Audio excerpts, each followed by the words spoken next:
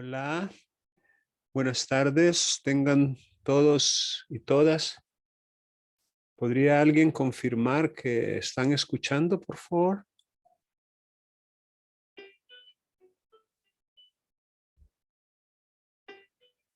Hola, hola, ¿me confirman si pueden escuchar?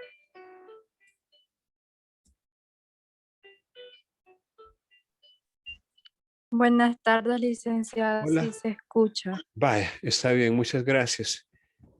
Efectivamente, ahora que ya tengo la seguridad, vamos a dar inicio a la sesión que se ha programado para hoy, en la cual quiero comenzar preguntándoles si ustedes tienen alguna duda, alguna pregunta, alguna consulta en relación con los contenidos de la semana o de semanas anteriores, algo que han leído y no han comprendido muy bien. Es decir, cualquier pregunta que tengan en relación con su aprendizaje, con mucho gusto yo puedo tratar de responder. ¿Tienen alguna duda o alguna pregunta? Recuerden, y ojalá que algún día ustedes puedan lograr ese nivel en su proceso, es la idea de las videoconferencias, es que ustedes tengan una oportunidad de formular preguntas, de resolver dudas, de ser atendidos en cuanto a sus inquietudes en su proceso de aprendizaje. Sobre la base, que quizás no todos tal vez han aprendido bien, de que el aprendizaje es personal. Usted es o debería ser el artífice de su propia formación y es usted a través de la lectura, la investigación, la búsqueda, el cuestionamiento, la crítica que va a aprender. De tal suerte que si usted todavía piensa en un proceso donde usted llega, se coloca frente a un profesor, el profesor empieza a hablar sin parar y a demostrar lo mucho que él sabe o ha aprendido, y usted a tomar notas, apuntes. Ese es un sistema que algunos le llaman de cuenta bancaria, como que ustedes fueran cuentas de depósito donde el profesor va y deposita fragmentos de información. Esa, repito, no es la idea actual del aprendizaje, sino es una en donde usted activamente, no pasiva, sino activamente participa y aprende por sí mismo con la guía, la tutoría de una persona que de alguna manera ya pasó por allí y le puede ayudar a mostrar el camino. Pero quien tiene que caminar por él es usted. Con eso en mente, uh, bueno, la idea es que cuando usted viene a la videoconferencia ya traiga leídos los contenidos, ya haya leído los artículos en el código, los comentarios en el Código Civil comentado, los materiales que se han publicado con alguna anticipación, y usted venga con el conocimiento ya adquirido, o por lo menos con las lecturas ya realizadas, y aquí pues únicamente a través de las preguntas y un diálogo con el profesor, usted pueda consolidar su conocimiento. Esa, repito, es la idea y la razón de ser de estas videoconferencias. Pero bueno, como a lo mejor no es así, pues ni modo. Poco a poco tenemos que ir avanzando hasta encontrar ese estado ideal. Bien, les voy a mostrar aquí en pantalla, ojalá que lo puedan ver, los contenidos que se han preparado para esta semana, que por cierto es la semana 15. Aquí lo que resulta clave para ustedes son, por ejemplo, las indicaciones para la semana. Estas indicaciones para la semana, si no las han leído, les pido que lo hagan, porque allí hay información que es muy importante en cuanto a lo que se espera de ustedes durante esta semana. Tenemos también la presentación de la semana 15, que se hace pues para que ustedes también la puedan leer de preferencia antes de venir a la videoconferencia. Tenemos los recursos complementarios, que estos 3 vienen de la semana pasada. La ley de inquilinato, el Código Procesal Civil y Mercantil en cuanto a el proceso de inquilinato, los artículos del código. El Código Procesal Civil y Mercantil comentado, que en este caso pues es un aporte del doctor Canales Cisco. Entonces, esto también ustedes lo tienen que leer. Pero hoy, para esta semana, este documento, miren, resoluciones sobre proceso de inquilinato. Lo vamos a utilizar hoy incluso. Así que les pido que lo descarguen y lo puedan tener disponible para la actividad que vamos a tener ahora. Y la actividad que vamos a tener ahora precisamente recae sobre la presentación de la semana, que se titula El proceso de inquilinato, análisis de casos. Análisis de casos. Dice aquí que en esta presentación haremos un análisis de algunas resoluciones que se han tomado en algunos tribunales, incluyendo la Corte Suprema en pleno, en materia de conflictos de competencia, para conocer la manera en que se han resuelto en la práctica algunos conflictos de inquilinato. Todas las resoluciones que se analizarán se encuentran en la página web de la Corte, en la plataforma virtual que ellos tienen y que se conoce como Centro de Documentación Judicial, lugar desde el cual ustedes pueden descargar y consultar más sentencias. De hecho, ahí aparecen casi todas las sentencias de los tribunales superiores, cámaras y salas. Entonces vamos a analizar hoy, quiero ver cuántos hay, 16. Vamos a analizar cuatro de estas resoluciones. Como siempre, vamos a dividirnos en salones. Algunos de ustedes ya van a empezar a huir, ya se van a desconectar, ya van a tener problemas de internet, problema de ustedes. Pero vamos a tener 4 salones y fíjense bien, el salón 1 va a trabajar con este caso, con el 2. El salón 2 con el 4. El salón 3 con el 6. Aquí los estoy mostrando en pantalla. Y el salón 4 con el 8. O sea, vamos a utilizar los casos pares.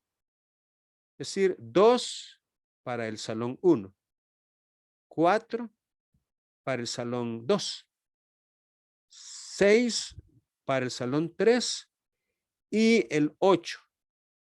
Y contándolo desde aquí, ¿va? Contándolo desde aquí. Este es el 1, 2, 3, 4, 5 y así sucesivamente hasta llegar. Son 10 en total, pero como solo tenemos estudiantes para 4 salones, vamos a trabajar únicamente 4 casos. Y aquí ustedes van a encontrar algunas preguntas, que son las preguntas que ustedes van a responder al momento en que nos volvamos a reunir. Vamos a trabajar 30 minutos en los salones y luego, no les digo, ya se desconectaron 2, no les digo, 3 se desconectaron ya, no les digo. Entonces van a trabajar 30 minutos y al reunirnos nuevamente van a dar respuesta puntual a las preguntas que aparecen aquí en estos casos. Pero ojo, aquí no está toda la resolución, solo una parte. Entonces, para encontrar las respuestas a las preguntas, ustedes, aquí están las preguntas, ¿ve? Las preguntas. para encontrar las respuestas tienen que remitirse al documento original, que es este, ¿ve? Este documento ustedes lo van a descargar y les va a servir como fuente o como base para encontrar las respuestas. En otras palabras, lo que tienen que leer es precisamente los documentos que les correspondan, según el número de caso que van a encontrar aquí. Entonces ya les repito, 2, 4, 6 y 8, para no repetirlos. ¿Alguna pregunta en cuanto a la dinámica de la actividad que vamos a hacer hoy? Si tienen alguna pregunta o alguna duda, pues si no, pues vamos a habilitar ahorita los rooms o salones, vamos a hacer 4 y vamos a trabajar 30 minutos. Vamos a ver, 30 minutos. Y ahorita tienen que aceptar ir al salón para poder reunirse con sus compañeros.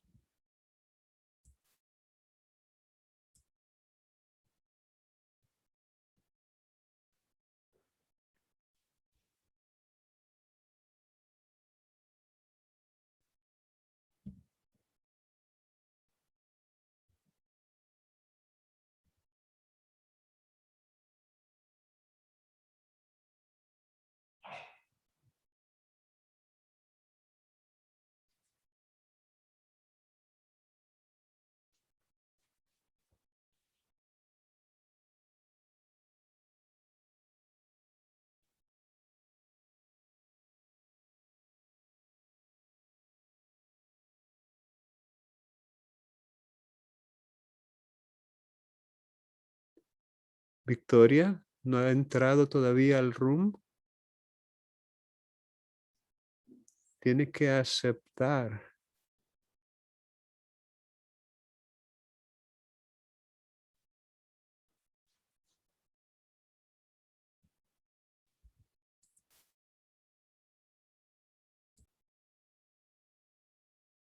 Bien, creo que ya estamos todos de nuevo y vamos a proceder a la participación de ustedes en cuanto a las preguntas que se les formularon en relación con cada caso. Así que los del room 1, por favor, pueden ya hacer uso de la palabra. Sí, buenas tardes. Buenas tardes. Nuestra pregunta fue, ¿cuáles fueron las alegaciones de la parte demandada?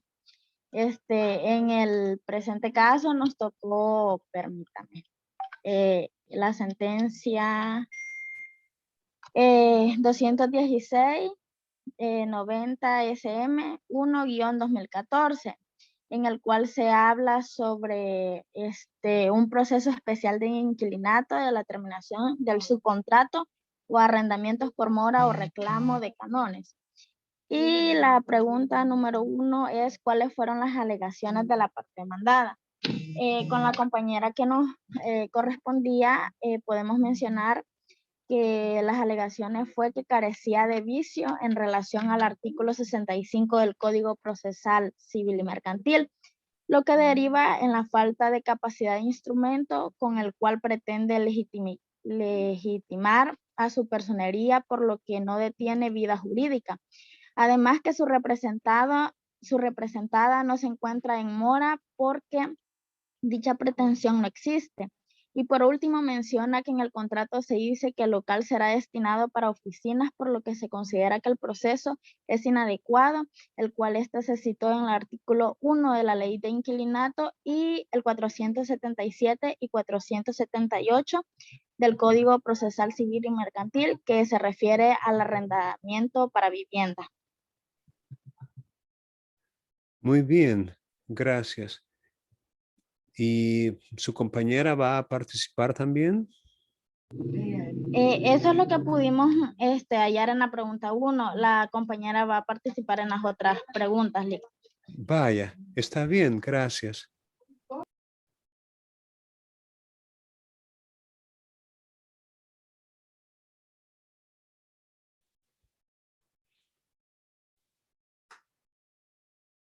Hola.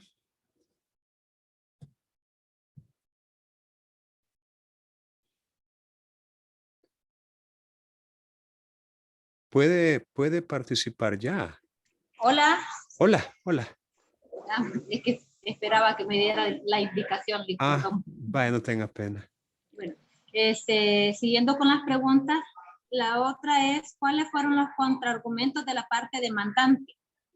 Es decir, ¿qué dijo la parte demandante con respecto a cada uno de los medios de defensa exprimidos por la parte demandada?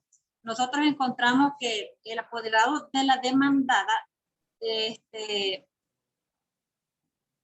según su escrito de apelación, específicamente se centra en 3 puntos.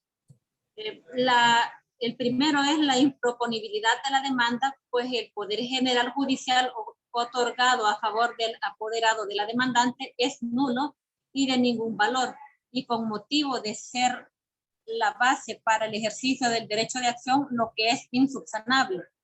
El punto número 2, la causa de la mora, porque en la sentencia no fueron valorados unos recibos admitidos como prueba útil y pertinente. Y el número 3 sería el procedimiento inadecuado, porque le pide que se revoque la sentencia declarando la improponible de la demanda. Hola. Sí, le escuchamos. Le escuchamos. Eso sería. Vaya. Pero digamos que esos son los argumentos de la parte demandada, ¿verdad? Pero los contraargumentos. Sí, los contraargumentos también, ya lo mencionaban ahí, y el cual expusieron o explicaron los 3 puntos a los que ella se refería, en el cual manifestaron que uno de los puntos es que la incapacidad, que como de la demanda adolece, sin embargo la incapacidad podría darse si fuera menor de edad, y no lo es, ni su representada, de tal manera no hay incapacidad. Lo que probablemente pudo haber ocurrido es la falta de postulación, porque el poder otorgado se hizo ante los oficios de la parte demandada y la del juez equivocamente. También esto se consideró que eso no podía hacerse, no obstante en el artículo 9 de la ley de notariado, el cual prohíbe que los notarios otorgan instrumentos que les benefician a sus parientes dentro del 4º grado de lo civil de consanguinidad y el 2º de afinidad. Pero el último inciso dice que podrá autorizar los instrumentos que otorgarse a sus parientes dentro del 4º grado de lo civil de consanguinidad o 2º de afinidad, o su cónyuge en los casos a que se refiere la parte final del inciso anterior, excepto el testamento.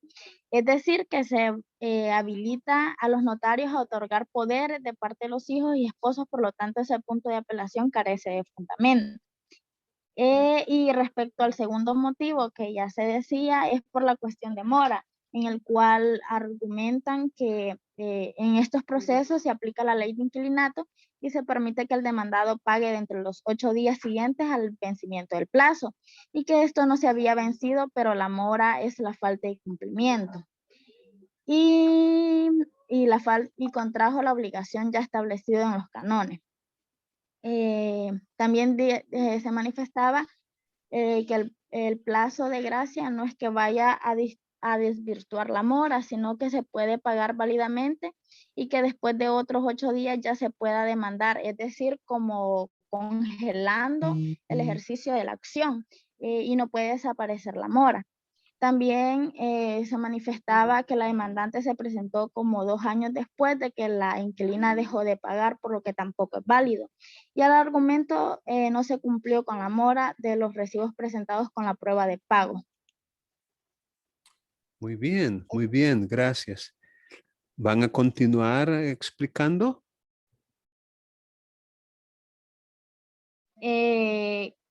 Creo que la pregunta ya no lique. Solo eso pudimos encontrar. Vaya, muy bien. Ok. Sí, solamente eso pudimos hacer. Vaya, está bien, gracias. No, Vaya, gracias. vean, este caso se identifica precisamente con este número de referencia, ¿verdad? El 216-90 CM1-2014. Y en él efectivamente nosotros encontramos algunos aspectos que son bastante interesantes. Uno de ellos es o surge porque el poder que presentó el abogado de la parte demandante había sido otorgado ante los oficios del papá de la parte demandante. Es decir, ante los oficios de él, como notario, llegó su propia hija y él, como notario, autorizó el poder. El poder. O sea, el poder que llevaba el abogado había sido autorizado por el papá de la parte demandante. Entonces viene el demandado y dice de que eso es causal de nulidad, invocando el artículo 9 de la ley de notariado. Ese artículo 9 establece una prohibición expresa y la contravención a esa prohibición la sanciona con nulidad.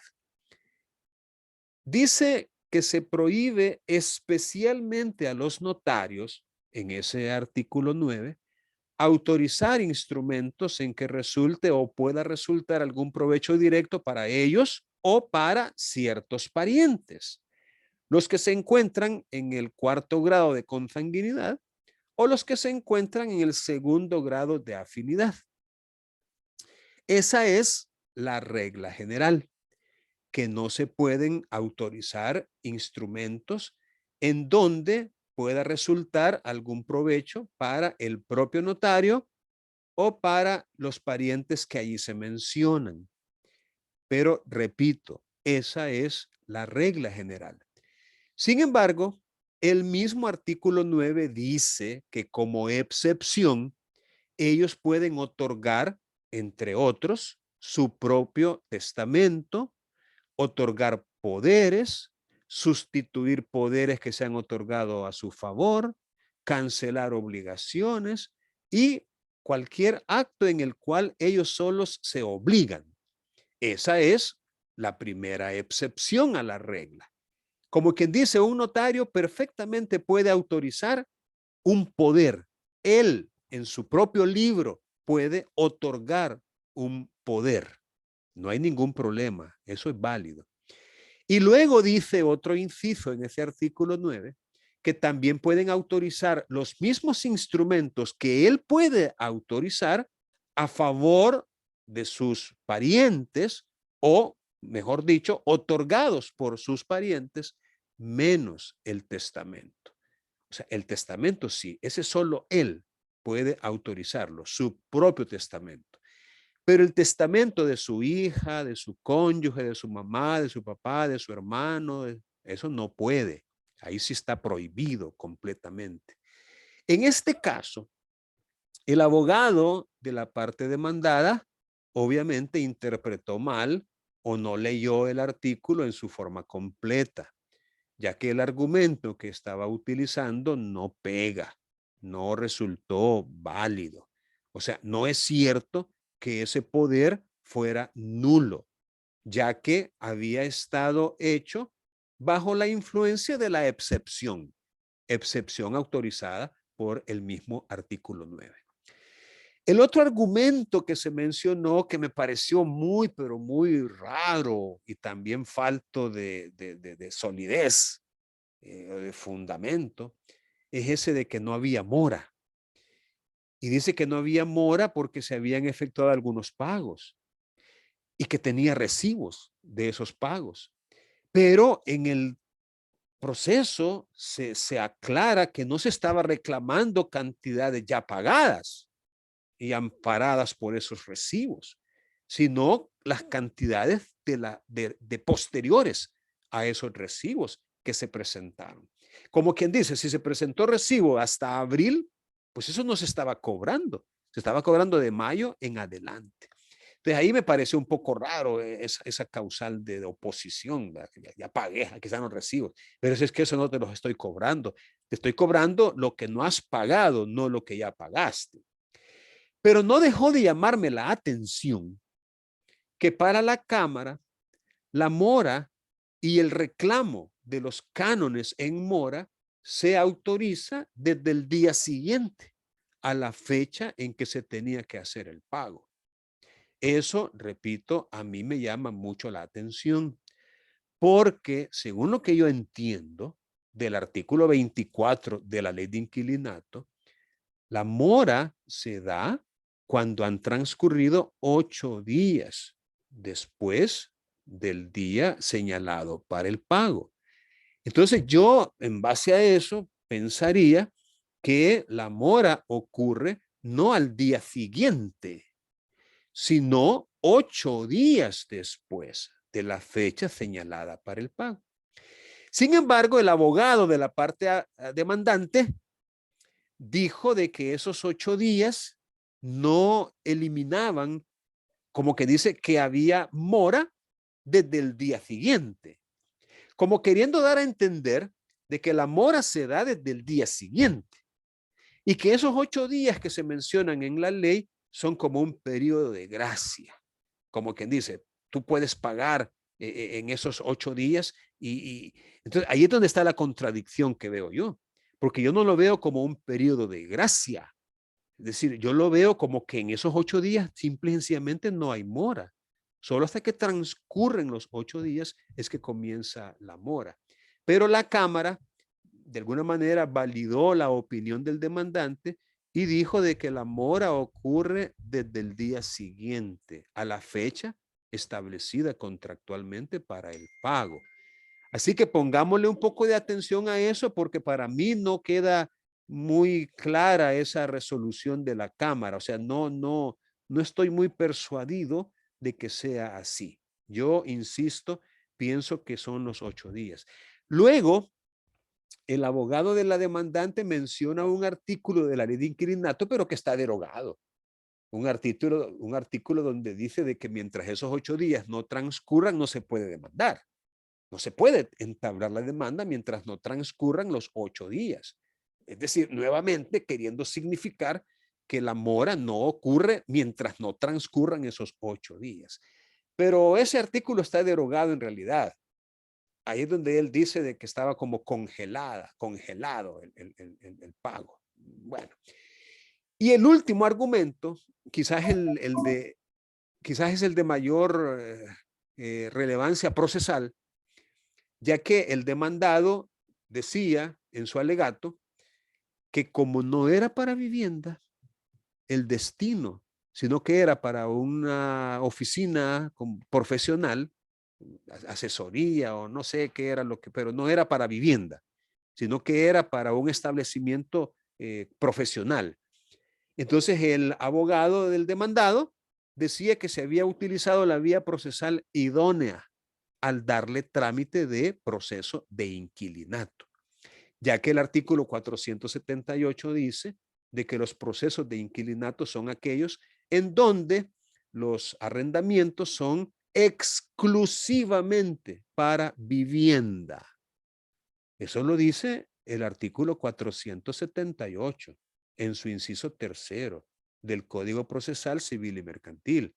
Entonces, este abogado, amparándose en ese artículo, decía, como le dieron trámite de inquilinato y la ley dice de que no son de inquilinato cuando no es para vivienda, ya que los procesos de inquilinato se van a aplicar cuando es exclusivamente para vivienda, entonces él decía que se le había dado la vía o el cauce procesal que no era el adecuado y que por eso pues había prácticamente una nulidad de todo lo actuado. Pero la Cámara le hace ver que ya hay resolución de corte en pleno. La corte en pleno son los 15 magistrados que integran la Corte Suprema de Justicia. Que como ya hay resolución de la corte en pleno, en el sentido de que no importa si no es para vivienda, con cualquiera de las finalidades que se mencionan en el artículo 1 de la ley de inquilinato, ya se le puede aplicar el proceso de inquilinato. Que conste y que quede claro, eso no es lo que dice el Código Procesal Civil y Mercantil. el artículo 478, tantas veces mencionado por mi persona, es clarísimo, exclusivamente para vivienda.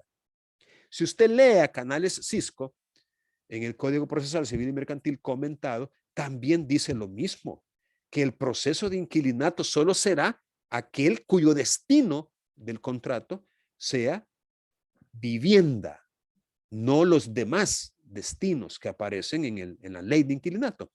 Pero la Corte en pleno ha dicho que no, que considerando los aspectos subjetivos, las personas que intervienen o sujetos que intervienen y la facilidad que resulta para proteger intereses especialmente tutelados, viene y dice, no, no importa, aunque no sea para vivienda, como en este caso, igual hay que aplicar las normas procesales del proceso de inquilinato. Entonces, cuando ya la Corte en pleno dijo eso, todos los demás no nos queda más remedio que decir amén y aceptar ese criterio, para mí errado, aunque no estemos de acuerdo. ¿Y qué más nos queda?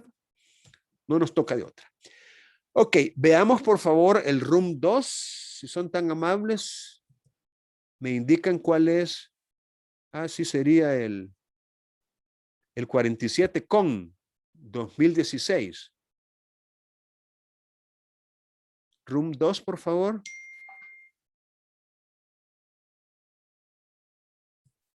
Hola, licenciado y compañero, buenas tardes. Buenas tardes.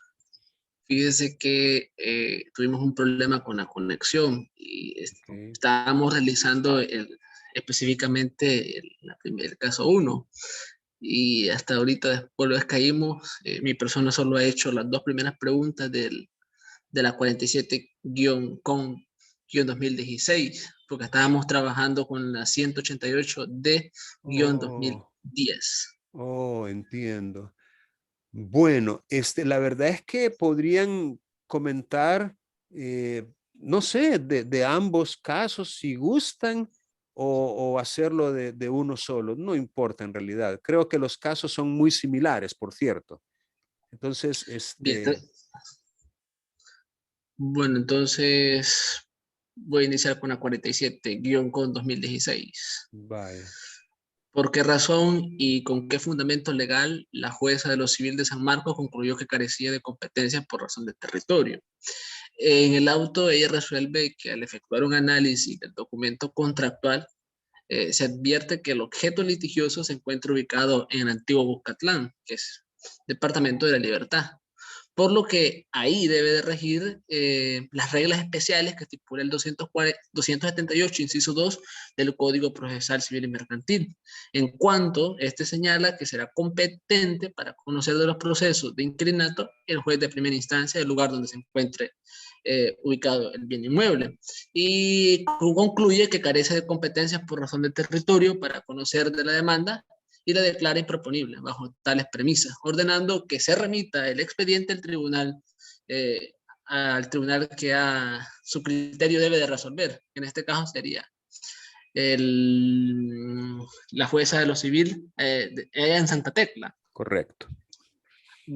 Con respecto a la pregunta 2 ¿qué sostuvo la jueza de lo civil suplente de Santa Tecla al recibir el expediente judicial?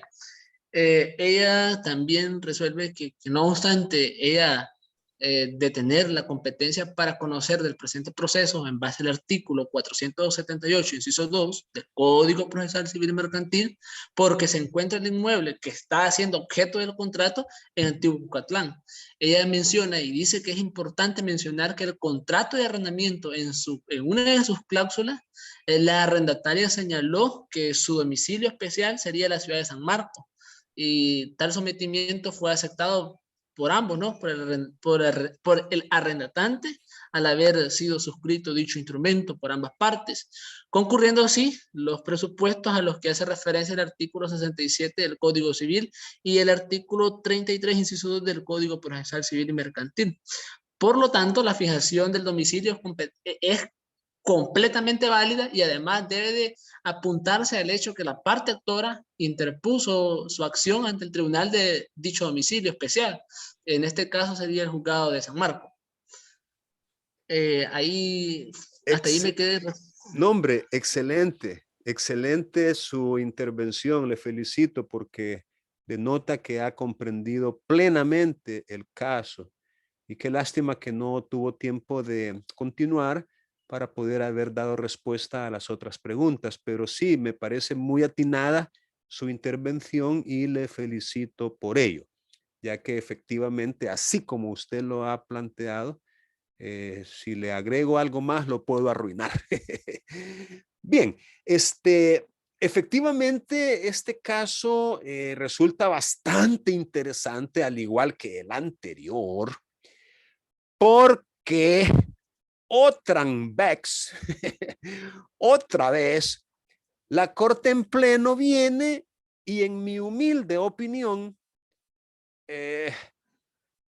tal vez no es que legisla, ¿va? Porque sería muy atrevido de mi parte decir que está legislando. Pero en mi humilde opinión, yo pienso que la especialidad de las normas debe también tomarse muy en cuenta. Al decir especialidad, me refiero a normas que están colocadas en ciertos lugares específicos del código. Como quien dice, hay normas que están colocadas en la estructura orgánica de la norma misma en partes generales, pero hay normas que están colocadas en partes especiales, ¿verdad? Por ejemplo, ¿cómo puedo yo decir que el artículo 33 o el 67 del Código Civil sean normas especiales? O sea, para mí resultaría chocante darle carácter de normas especiales a esas que se mencionaron como fundamento de la decisión final. No son especiales, son generales. Están ubicadas allá como que dice, por regla general vamos a hacer esto, esto y esto. Pero el 478 está ubicado en las reglas del proceso especial de inquilinato. Ahí está. 478 es el segundo, porque el 477 es el primero de ese cuerpo, de ese fragmento, de esa porción de artículos. Entonces, es una norma especial. Y por esa ubicación especial, yo, Napoleón Ríos Lazo, que no tengo mayor autoridad ni poder para imponer mi criterio, pero yo, Napoleón Ríos Lazo, sostengo que el legislador ha tenido no solo en el texto literal, sino en su espíritu o intención, el deseo o voluntad de que el juez competente para conocer procesos de inquilinato sea el donde está ubicado el inmueble, pues. En otras palabras, yo pues comparto la opinión del juez o de la jueza de San Marcos, pues al decir, no, mire, el inmueble está ubicado allá en Santa Tecla, pues entonces lo voy a remitir para allá. O sea, yo comparto esa tesis. Pero como el derecho es discutible y no está escrito en piedra y nadie es depositario de la verdad absoluta y hay mucha relatividad y bueno, no son ciencias exactas, sino que son ciencias inexactas. Entonces, bueno, viene el juez de Santa Tecla y dice, no, mire, es cierto, yo tengo competencia, porque efectivamente el inmueble está ubicado aquí en mi jurisdicción territorial. O sea, yo sí tengo, pero también San Marcos tiene. Y la tiene, tal como lo explicó su compañero, porque en el contrato se fijó como domicilio contractual San Marcos. Y si el actor ahí quiso interponer la demanda, pues ya ejerció él su voluntad y por ende ahí hay competencia también. Entonces, cuando lo mandan para la corte en pleno, ahí es donde uno esperaría que la corte en pleno ponga los puntos sobre las íes y aclare y resuelva el conflicto. Y efectivamente lo resolvió. Y lo resolvió en contra del juez de San Marcos. O sea, en contra de lo que yo también opino. Pues ni modo. ¿Y yo qué voy a hacer? Pues no me queda más que aceptar, me guste o no me guste, como decía aquel prófugo. Entonces, la respuesta que dio la corte en pleno fue precisamente esa, que el domicilio contractual, habiendo sido establecido de común acuerdo, cumpliendo con el requisito de bilateralidad, que es eso, ¿no? El común acuerdo. No se puede establecer unilateralmente, sino que los dos de común acuerdo tienen que establecerlo. Y que ese es totalmente válido y genera competencia territorial. En otras palabras, San Marcos sí tenía competencia y a San Marcos se lo devolvió el expediente junto con una pequeña regañada de que lea su jurisprudencia antes de resolver para evitar dilatar más los procesos. Como que dice, no es primera vez que resolvemos en ese sentido y por ende le sugerimos a la jueza que lea más. Ok. Bien, pasemos al room 3, por favor, con el siguiente caso. Muy buenas tardes, Lick. Buenas tardes. Bueno, en este caso pues se nos ha asignado lo que viene siendo la sentencia número 72-22 CM1-2017, la cual se interpuso en la Cámara Primero Civil de Primera Sesión del Centro de San Salvador. En este caso, pues, licenciado, se habla sobre un proceso especial de inquilinato.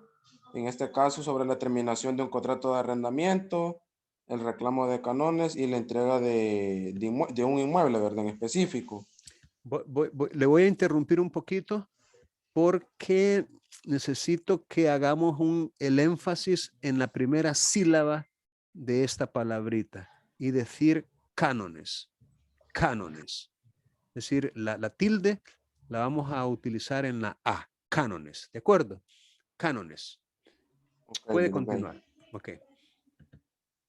Bueno, estableciendo la parte demandante, pues solicitando, ¿verdad? En este caso que se diera como terminado el contrato de arrendamiento, que este se otorgó específicamente el 28 de febrero de 1990.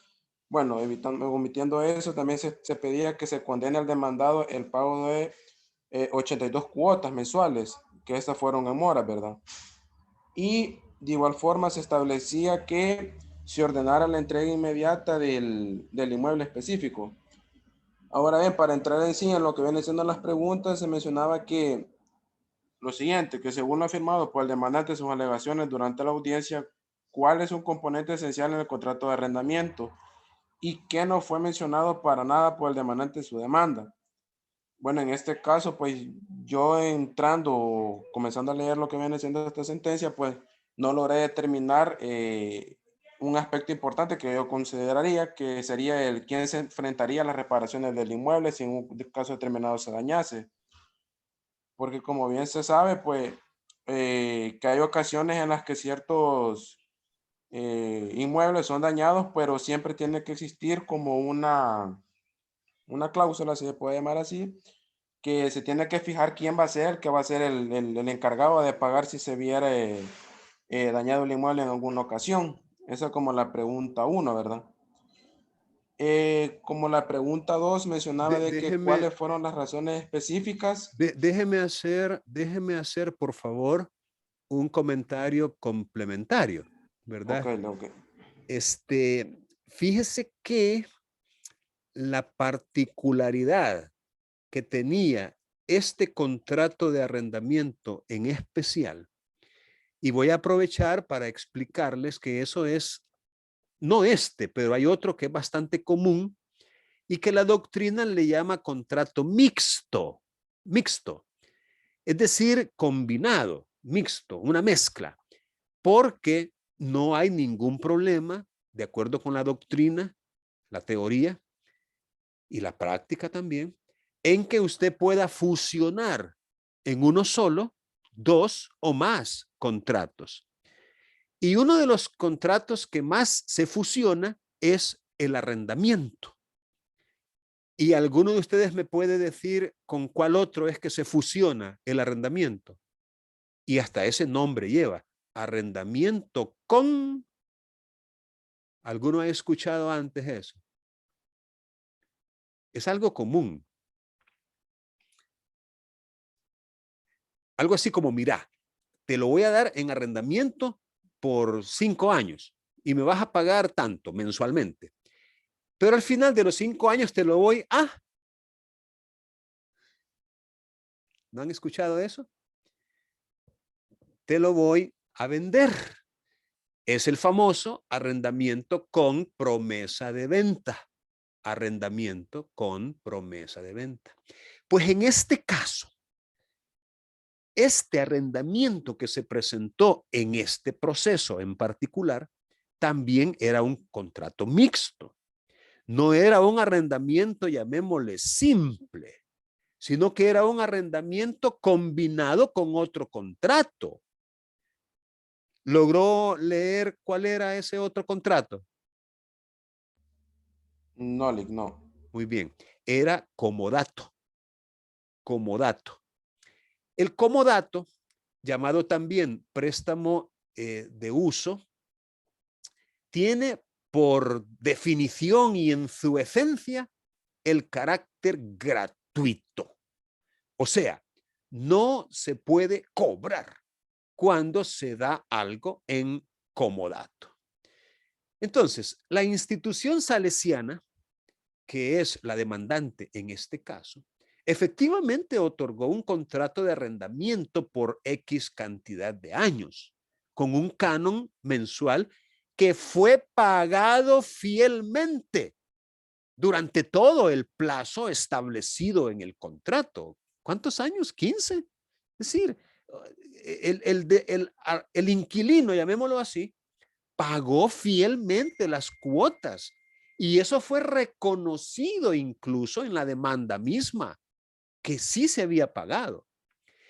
El problema es que la institución salesiana le prometió darle en comodato, ahí sí no me quedó claro si ese mismo inmueble o algún otro, pero lo cierto es que hubo una obligación a cargo de la institución salesiana, que era darle en comodato un inmueble al arrendatario, al inquilino, siempre y cuando éste cumpliera con su obligación de pagar los cánones. Y efectivamente él cumplió con su obligación. El problema es que la institución salesiana salió con que no había cumplido con otros compromisos que a lo mejor ni estaban estipulados en el documento y se negó a darle el comodato y así pasó el tiempo.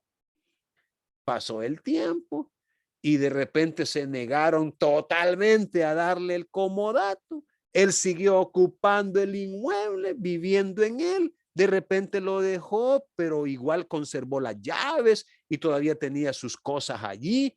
Intentaron sacarlo, pero él llegó con la policía y dijo, esta es mi casa, de aquí no me pueden sacar. Y efectivamente no lo sacaron y entonces lo demandaron. Lo demandaron reclamándole los cánones de arrendamiento más allá del plazo, más allá de los 15 años que él había estado pagando fielmente. El mismo abogado, porque ahí los magistrados hicieron preguntas en la audiencia, le preguntaron, ¿todavía vive él ahí? No, ya no vive ahí, pero tiene las llaves.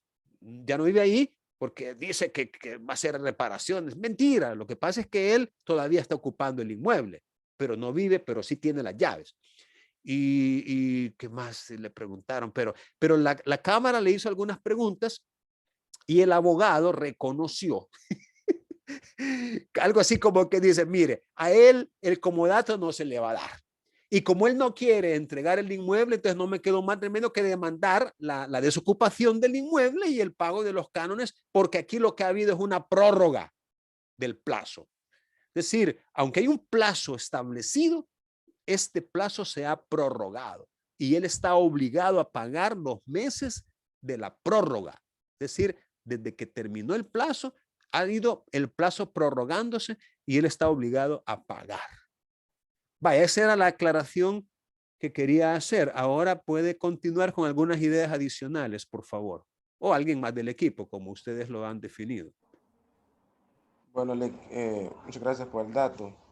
De igual forma, en la pregunta número 2 que se establecía ahí era que cuáles fueron las razones específicas por las cuales se apeló para que ante la Cámara de segunda instancia, o sea, cuáles fueron los motivos de agravio según lo que establecía. Y en este caso, pues se mencionaba como primer motivo de agravio que consistía en la errónea interpretación del artículo 1703, inciso segundo del Código Civil y el artículo 4 de la Ley de Inquilinato, por el simple hecho que al haberse declarado improponible la pretensión contenida en la demanda, restándole valor jurídico al contrato de arrendamiento, en donde se pactó como obligación, entre otras, la de pago de los cánones de arrendamiento, misma que se presume no cumplida. Ahora bien, en el segundo punto de agravio que se manifestaba radica en la infracción a las normas procesales específicas de los artículos 244 y 478 del Código Procesal Civil y Mercantil, en virtud que al quedar establecida la existencia de un contrato de arrendamiento para vivienda que vincula a la parte demandante y demandada, la vía procesal para promover la pretensión es dentro de un proceso de inquilinato, pues se trata de la terminación por la causal demora de un contrato de arrendamiento para vivienda. Lo que estima fue asumido por la juzgadora al admitir la demanda y señalar la audiencia única para conocer del caso, por lo que considera que al haberse incumplido, lo dispuesto en el citado artículo 438, inciso 1 del Código Procesal Civil y Mercantil, relativo a la vía procesal adecuada, siendo esto una norma de carácter imperativo. Procede que se revoque la resolución recurrida por infracción a las mencionadas disposiciones legales y por la violación a los principios del debido proceso y el de ordenación y dirección del proceso. Eso es todo. Muy bien, muy bien. ¿Hay alguien más en el equipo que va a intervenir? Sí, con las siguientes preguntas. Ok, está bien. La otra decía qué fue lo que alegó en la audiencia de apelación el apelado.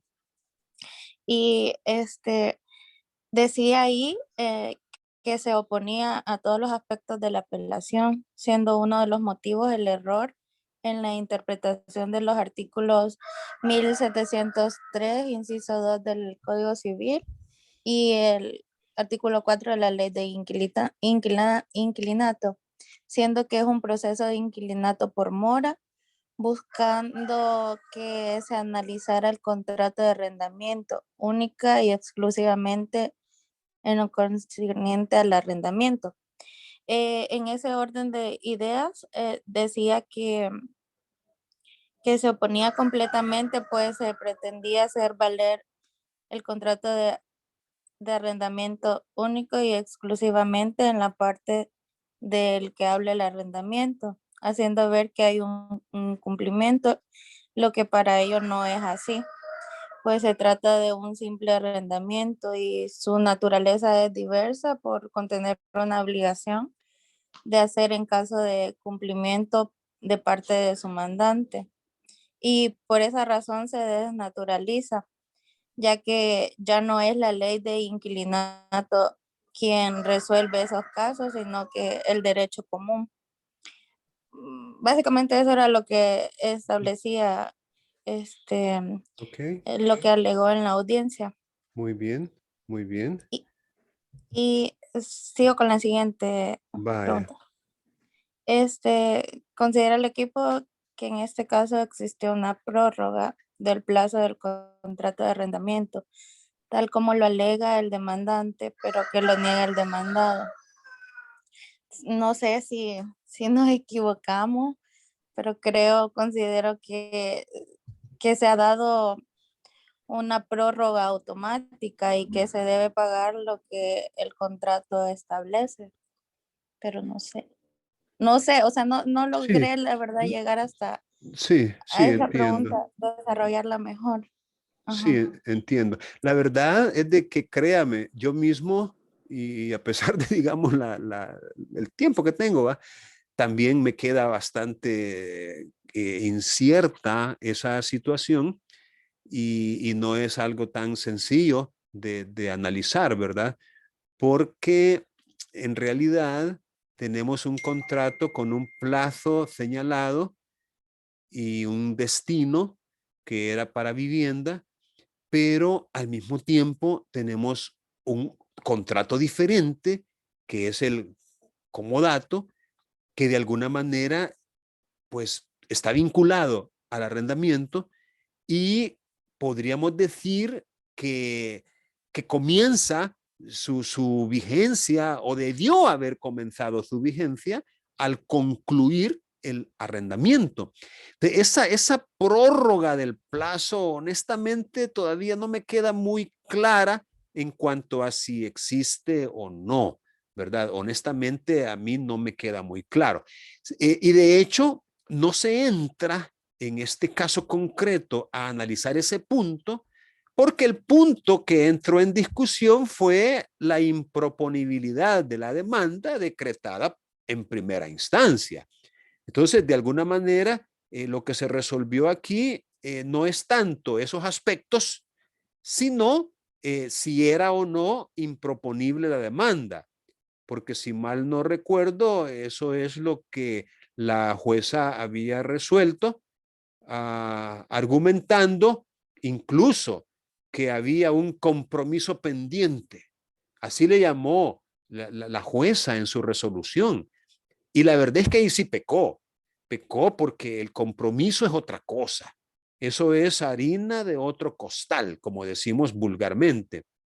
Compromiso pendiente tiene que ver con la obligación que asumen las partes de someter a un árbitro o a un tribunal arbitral un conflicto que se pueda dar en virtud de un contrato. Eso no tiene nada que ver con esa obligación que asumió, en este caso, la arrendante de otorgar un comodato. Nomás preguntarles si había algo más que como equipo quisieran agregar.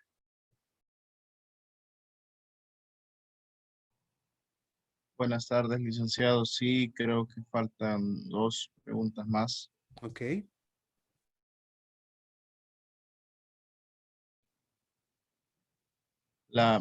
Bueno, de las preguntas que siguen es, ¿qué dijo en la audiencia de apelación la parte apelante en cuanto a la obligación contraída por la institución demandante de otorgar un comodato al demandado?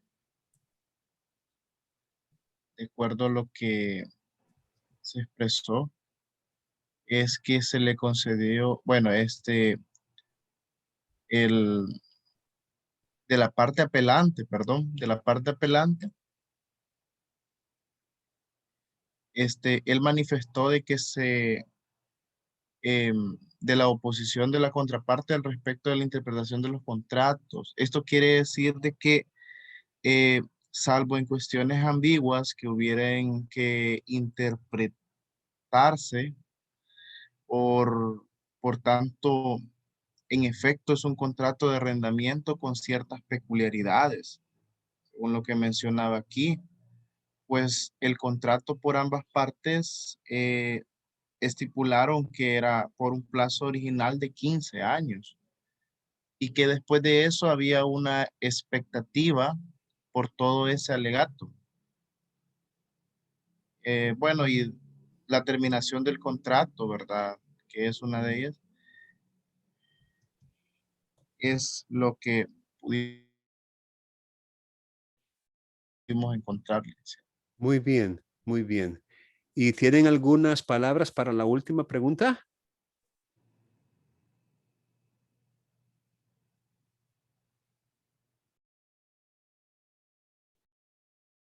Hola.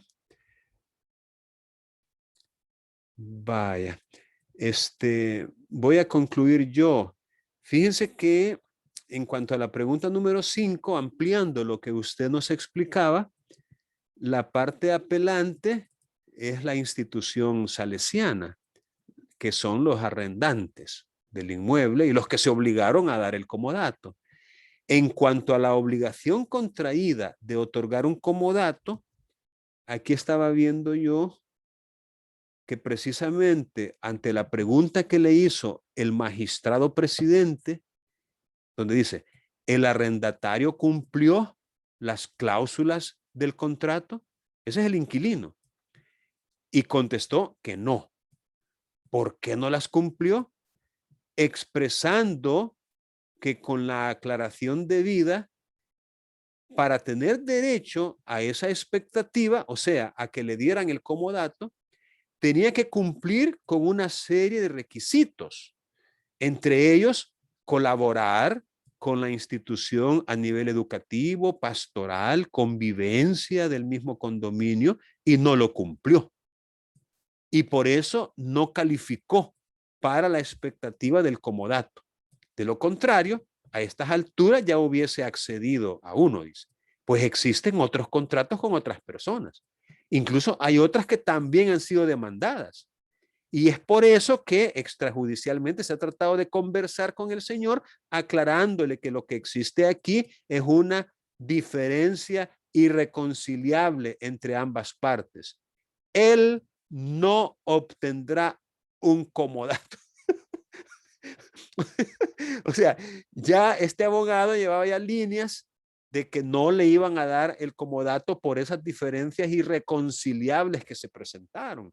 Miren, la institución salesiana es una institución cristiana, católica, pastoral. Se supone que buscan el bien de la gente, ¿no? Entonces, eso fue prácticamente lo que dijo. Dice, no ha habido ni habrá una continuidad después de eso a un comodato, simple y sencillamente porque la institución no lo califica de esa manera. Lo que se menciona, con todo respeto, sin ánimo de crear más conflictos, no, para ser sinceros y claros. Más bien por la aclaración que se está pidiendo. Entonces la Cámara, a lo que resolvió, y eso contestando la última pregunta, que dice que resolvió la honorable Cámara, pues lo que hizo la Cámara fue revocar la decisión de la jueza.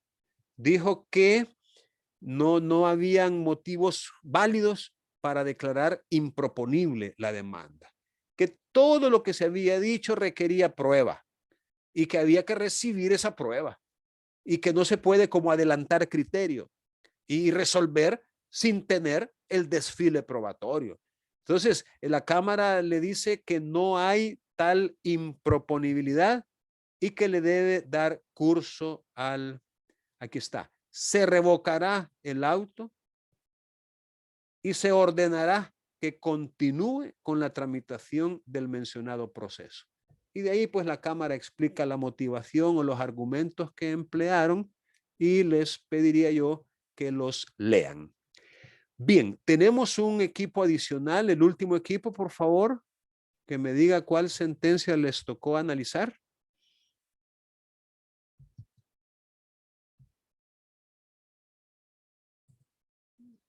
Entiendo que fue la 137.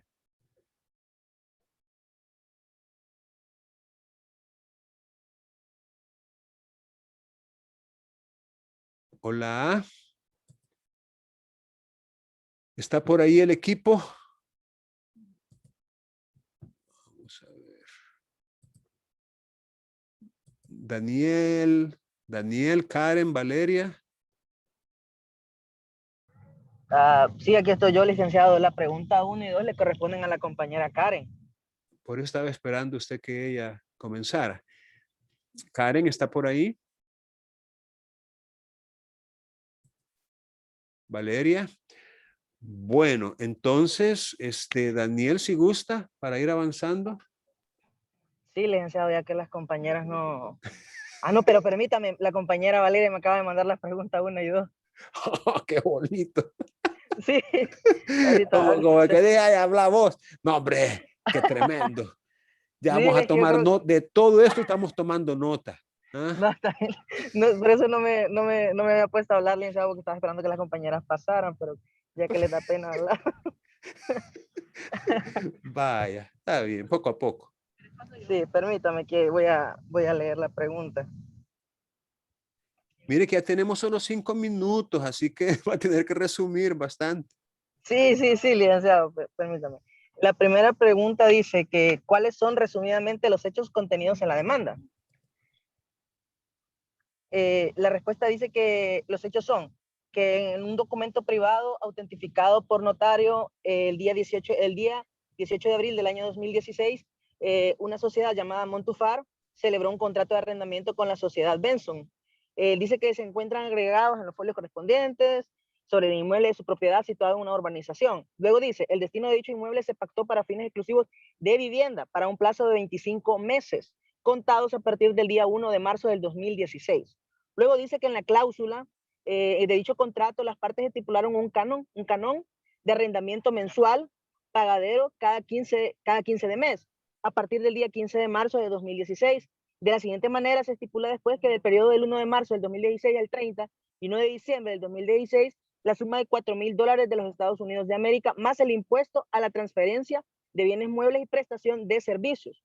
Luego se menciona que del periodo 1 de enero del 2017 al 30 y 1 de marzo del 2018, la suma de $10,000 de los Estados Unidos de América, más el impuesto a la transferencia de bienes muebles y prestación de servicios, debiendo pagar la arrendataria al arrendatante en concepto de precio total de arrendamiento la suma de $190,000, más el impuesto a la transferencia de bienes muebles y prestación de servicios.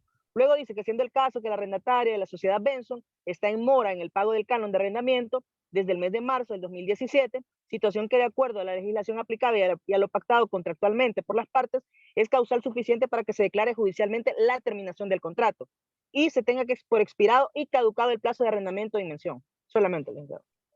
Ok. Eso en cuanto a las preguntas iniciales, o ya es Sí. por todo. No, es la pregunta 1. Aquí todavía ok. falta la pregunta 2. Vaya, dele. Dice que la pregunta dice, ¿por qué razón en casos como este se omite la audiencia en apelación? Aquí dice que realizado el examen de admisibilidad del recurso, se procede a resolver el fondo de la cuestión sometida a juzgamiento y en virtud que no hay parte apelada que se oponga al mismo por haberse declarado improponible la pretensión contenida en la demanda al inicio del proceso, se omite la audiencia que ordenó el inciso último del artículo 513 del Código Procesal Civil y Mercantil por ser inoficiosa, ya que el punto de apelación está planteado en el escrito recursivo, el cual de conformidad con lo dispuesto en la parte final del inciso 1 del 514, el recurrente no puede ampliar. Solamente, licenciado. Ok. Ok, y luego. De las dos preguntas, solo esa. Ya la 3 y la 4 le tocaba a la otra compañera también. Esa sí no tengo eso, no tengo datos de eso. Vaya, pero de lo que usted cree que puede integrar ahí, para que también usted pueda participar en lo que sí trabajó. Sí, claro, de la 4 y la 5 serían, ¿no? Vaya, sí, está bien. Permítame, licenciado.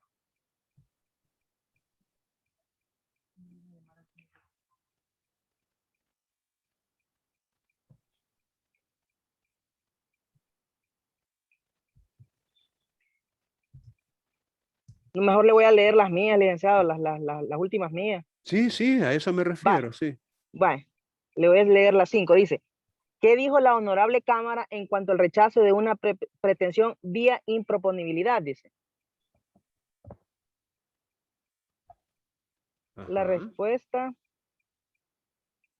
dice, mire, licenciado, en el sentido, dice que considerando que se encuentra imposibilitado de conocer la pretensión formulada por advertir uno de los presupuestos prescritos en el artículo 277 del Código Procesal Civil y Mercantil, se declaró improponible la demanda. Luego dice que en ese contexto se estima que el rechazo de la demanda implica que el funcionario judicial interino valoró los argumentos expuestos por la parte demandante en relación al contenido del contrato de arrendamiento, llegando prematuramente a 3 conclusiones. La primera dice que la pretensión planteada no es del ámbito del proceso abreviado.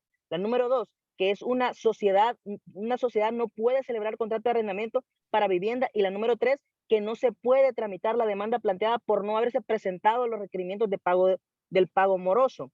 Luego, en relación con esa misma, la pregunta 6 dice, ¿cuáles son las razones que la Cámara expuso para disentir del criterio expuesto por la jueza de primera instancia?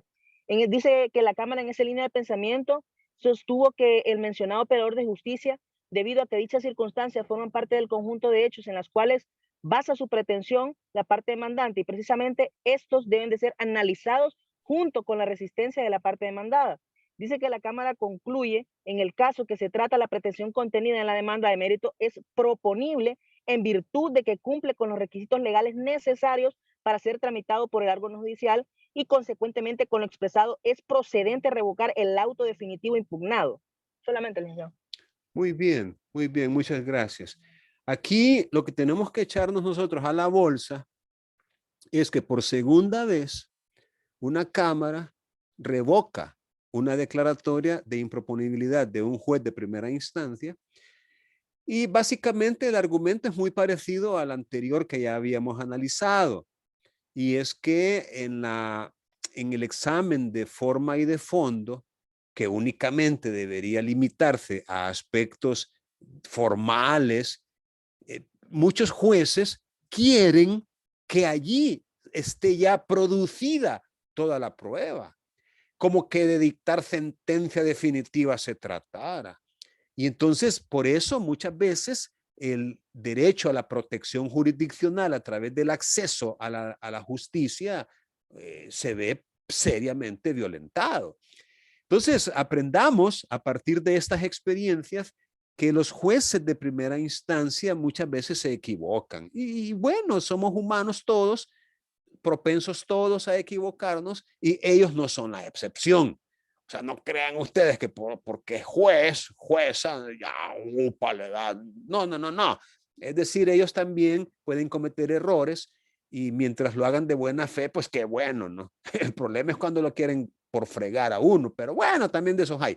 Lo que les quiero decir es que siempre necesitamos nosotros conocer argumentos, razonamientos, experiencias de otros, como los que estamos aprendiendo hoy, e ir a los tribunales superiores hasta donde podamos llegar. No estamos abusando del derecho cuando queremos hacer valer una pretensión legítima, como en este caso. Imagínense la conclusión a la que llegó la jueza de primera instancia. No, no, no, aquí no se puede a través de un proceso abreviado por la cuantía, mucho dinero. Aquí tenía que haberse hecho un requerimiento de pago previamente para poder iniciar la acción. Y lo más que me llamó más la atención, una sociedad es una persona ficticia, una persona jurídica, no tiene cuerpo, no tiene partes, no es una persona biológica y por ende no puede habitar una vivienda. Una sociedad no puede contratar una vivienda. Ese fue otro argumento y por eso rechazó la demanda. Entonces, no deja de llamar un poco la atención y por eso les preguntaba yo si el equipo consideraba si eso está bien así, ese razonamiento, o será que una sociedad puede contratar un inmueble para vivienda sobre la base de que gente va a vivir allí. Es decir, el inmueble no lo ocupamos ni para bodega, ni para oficina, ni para tener allí, ni para parqueo, lo ocupamos para vivienda. ¿Vivienda de quién? ¿Y a usted qué le importa? Pero para vivienda, quien viva allí va a estar viviendo porque nosotros como sociedad lo vamos a tener allí. Pueden ser nuestros empleados, pueden ser los viajeros, puede ser nuestro representante legal, puede ser algún miembro de la junta directiva, pero lo vamos a ocupar para vivienda. Pero la jueza dijo, no, no se puede, no se puede. Entonces viene la cámara, le corrige la plana y le dice, ¿por qué no? Es decir, bueno, por lo menos no le dijo por qué no, porque como lo que estaba resolviendo era la improponibilidad, pero sí le dijo que hay muchos aspectos que necesitan prueba. Y por eso revocó y por eso le ordenó que le diera trámite a la pretensión. Bueno, jóvenes, aún es todo por hoy. Espero que puedan estar bien. Y licenciado, hay... una pregunta, licenciado. Sí, sí, le escucho. El proceso de inclinato que vamos a realizar, que es el laboratorio, ¿es para este domingo? No, es para el siguiente. Miren, les voy a recomendar dos cosas. Primero, lean en la plataforma virtual la parte que dice actividad evaluada. Ahí están todas las indicaciones bien puntuales. Pero mayormente vean la videoconferencia del grupo que tuve hoy mismo a las 12:40, del B1, porque allí yo me amplié más en las explicaciones de estos aspectos, ¿verdad? Entonces vean la videoconferencia, por lo menos la parte esa de las explicaciones que son al principio, que las doy, y vean también en la plataforma. Entonces, cualquier duda, ahí en el WhatsApp seguimos en comunicación, ¿de acuerdo? Gracias, Lic. Bueno, cuídense.